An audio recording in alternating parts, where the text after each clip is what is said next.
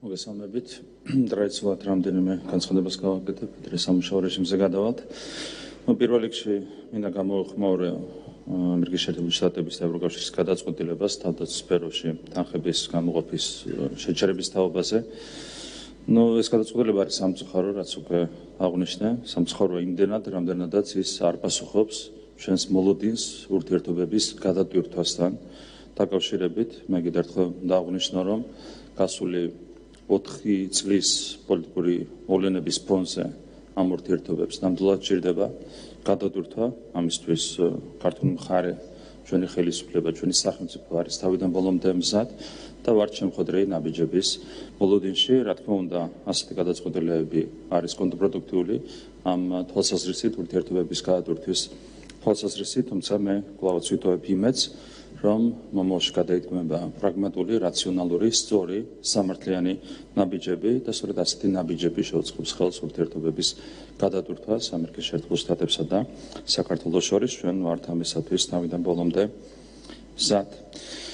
კიდევ ერთ საკითხი, რასაც მინდა გამოვეხმაურო, ეს არის მორიგი ლიბერალურ-ფაშისტური პატარა გამოხდომა, რომელიც განხორციელდა ჩვენი კოლეგის ბატონი მიხეილ სარჯოლაძის მიმართ.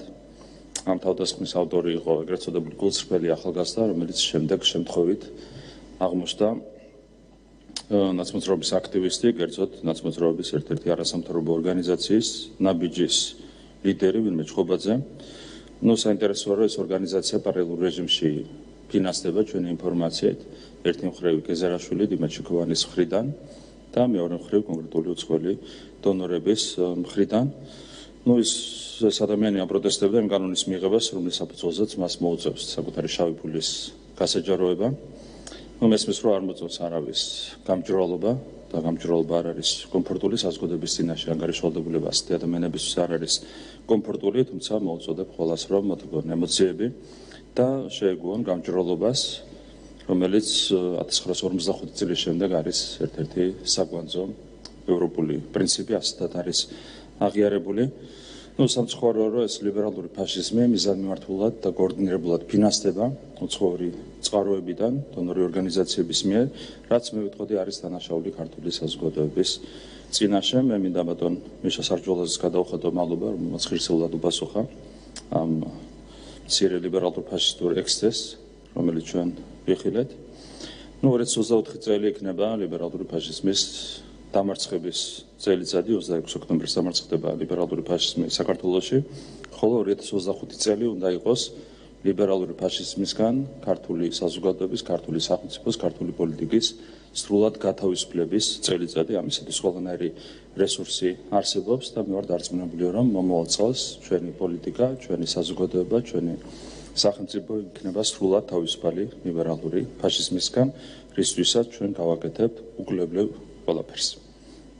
შემდეგი საკითხი, ჩვენ გვქონდა როგორც მოგეხსენებათ, პირველი 2 კვარტალის განმავლობაში მაღალი ეკონომიკური ზრდა და ასევე ფისკალური კონსოლიდაციის მაღალი მაჩვენებელი. ამ ყველაფერმა მოგცა ბიუჯეტის გაზრდის საშუალება, გვაძლევს ბიუჯეტის გაზრდის საშუალებას. მთლიანობაში 519 მილიონი ლარი შეგვიძლია გავზარდოთ წლევანდელი ბიუჯეტი და უკვე გვქონდა მსჯელობა ამ თანხის სავარაუდო განაწილებასთან დაკავშირებით და ვფიქრობთ, რომ ეს თანხები განაწილდება შემდეგი სახით.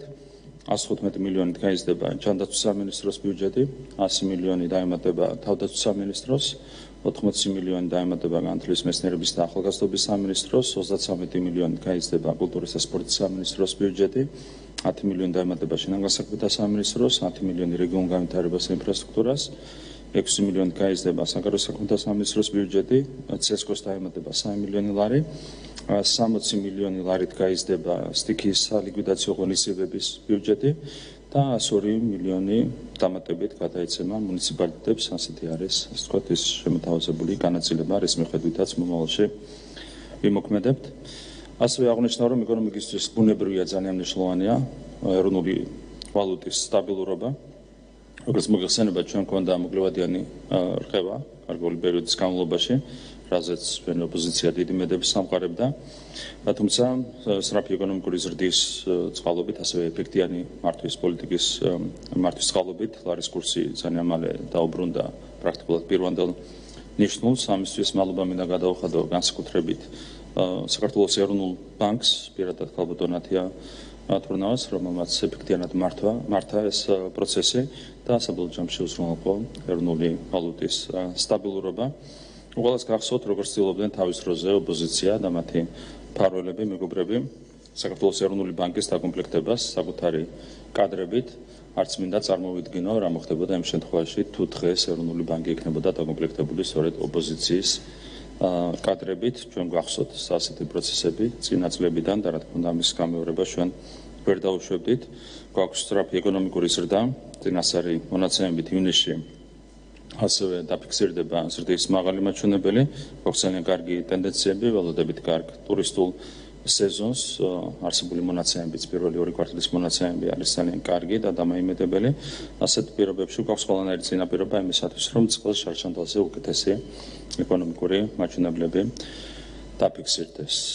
მადლობა ყურადღებისთვის, გადავიდეთ სამუშაოებში.